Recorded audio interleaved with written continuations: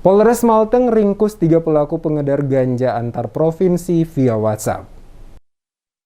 3 orang pelaku jaringan penjualan narkoba jenis ganja antar provinsi melalui medsos diringkus Satuan Reserse Kriminal Narkoba Polres Maluku Tengah. Ketiga pelaku yang berhasil diamankan jajaran Polres Maluku Tengah masing-masing berinisial AZ 24 tahun, RW 23 tahun, dan RAT 30 tahun. Demikian diungkapkan Kapolres Maluku Tengah Dax Manuputi pada press release kepada sejumlah wartawan di markas Polres Maluku Tengah Selasa 2 Agustus 2022.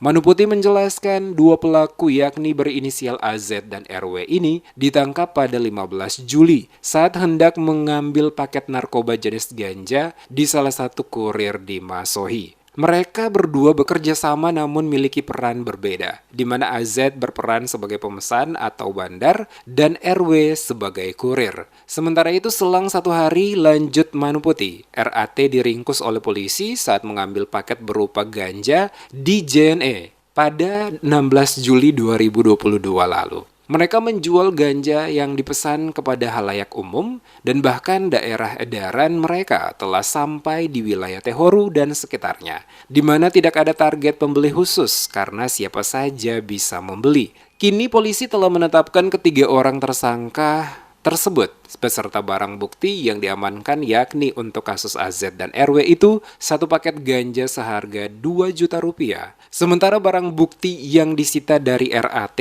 1 paket seharga 500 ribu rupiah. Lebih lanjut, Manuputi menegaskan telah menjadi komitmen pihak kepolisian Polres Maluku Tengah untuk memberantas tindak kriminal termasuk peredaran narkoba, mengingat narkoba memiliki dampak buruk bagi generasi muda.